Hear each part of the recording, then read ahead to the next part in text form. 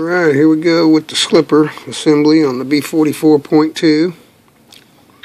Pretty nice little slipper setup they got here. You're going to want to start with this little hat bushing here. Make sure this small side is facing away from the threads. Smaller diameter one here. There's a bigger diameter one, that's where your spring's going to rest on. And this one here goes towards the slipper hub. So, you're going to slide it on. You're going to slide your bearing on. And this side with this ridge goes to the inside towards the slipper or the spur gear. This housing's got to fit on your columns in the center. So we got that, and then you're going to slide your slipper hub on. It's going to go to there. Then you're going to take and put your hex pad on. You don't have to sand those slipper pads. I just do it for the heck of it. I think they work better that way.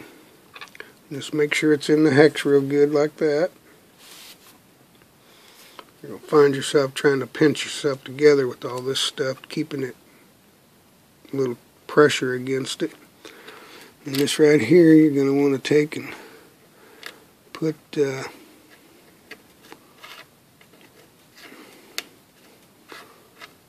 these little pads in here with the tabs in this housing. Slipper discs. Make sure your hands are dry and clean. Foreign objects and oils. And one thing you got to note here is that this slipper pad hub has to fit inside that slipper disc. So you got to be aware that that's got to line up. It's real easy to line up though, nothing to it.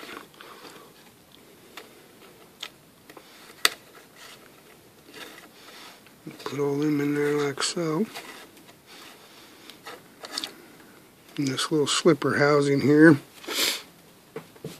it goes on next. And this little hex on the back side just fits right in there like that. There's a lot of little mods we can do to these, but we're just going box stock here. And I'll show you some other slipper stuff later. And we know this has got to line up with that slot in there, so we're just going to take it and turn it until it falls in, and there it goes. You got that.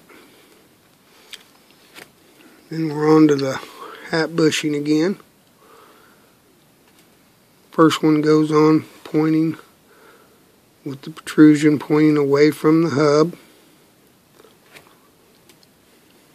Then you're going to have to get into your little bearing housing again there. There's what we're looking at so far. Then, where is it at? Oh, here it is. And you're going to put this other hat bushing on with the protruding end facing the bearing. So there's what it's going to look like when you get it all assembled. Nothing to it really. It's just a procedure. It's got to be in sequence that way. Then you're going to take this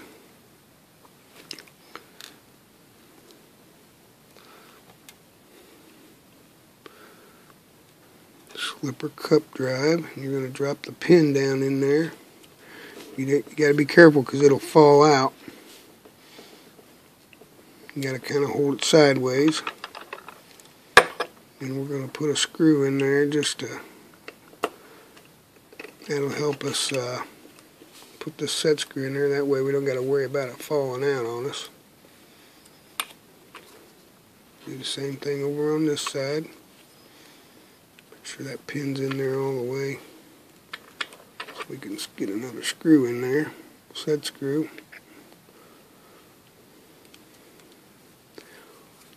Now we know it ain't going to fall out on us.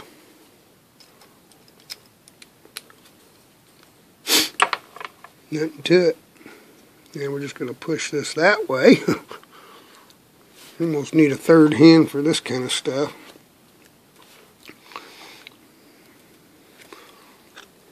Spring going to go on. I like to put a little blue Loctite on my threads. Just a little bit on the end here. It's a little more than I really wanted, but just a little bit on there.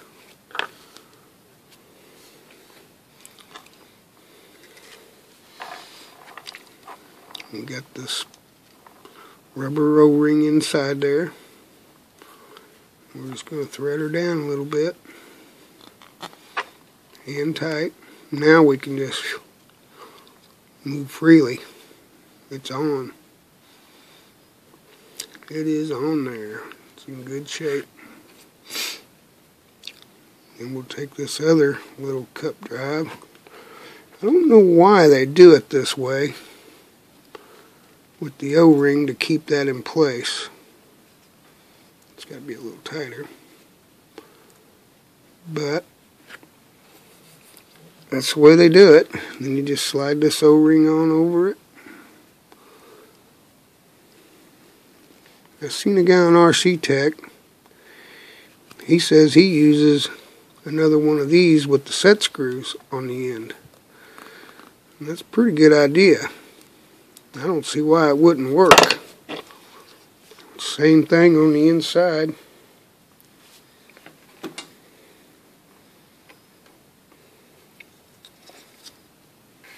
So there's another option if you have a problem with this O-ring coming off on you or anything, you could always swap it for one of these housings with the set screws.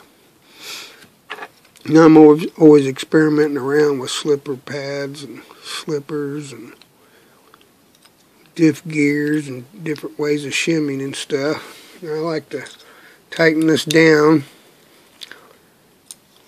on both sides until I get it to bottom out, because I don't want that pin in there bouncing back and forth. It's a little more stable this way.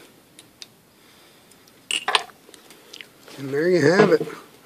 The slipper is assembled.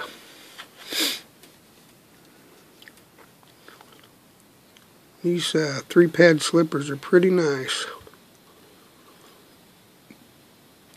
I've really put a lot of motor to them since they came out with these, and they seem to take just about anything you put to them.